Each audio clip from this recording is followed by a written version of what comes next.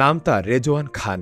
বলিউড তারকা শাহরুখ খানের অবিকল নকল করে সামাজিক যোগাযোগ মাধ্যমে বেশ জনপ্রিয় তিনি। এমনকি হঠাৎ সামনে এসে দাঁড়ালে অনেকেই তাকে শাহরুখ খান বলেই ভুল করবেন। শাহরুখের সংলাপ, চলন, হাসি নকল করে একাধিকবার নেট পাড়ায় ভাইরাল হয়েছেন রেজওয়ান। শাহরুখ খানকে নকল করলেও দুঃসময় পাশে পেয়েছেন বলি তারকা সালমান খানকে। সম্প্রতি এক পডকাস্টে নিজের নানা কথা ভাগ করে নিয়েছেন রেজওয়ান। মানুষ তাকে শাহরুখ খান বলে ভুল করে ফেলেন, কিন্তু একটার সময় অভাবের মধ্য দিয়ে সময় কাটিয়েছেন তিনি। কোভিড মহামারীর সময় আর্থিক সমস্যার মধ্য দিয়ে যাচ্ছিলেন রেজওয়ান। এমনকি খাবার কেনার সামর্থ্যটুকু ছিল না সেই সময়।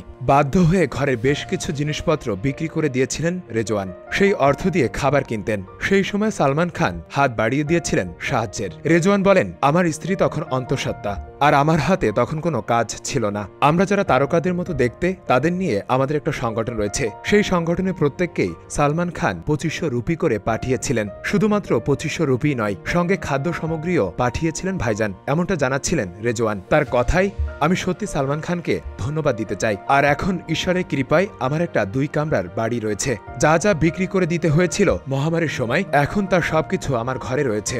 আমি আবার সেগুলো কিনতে পেরেছি।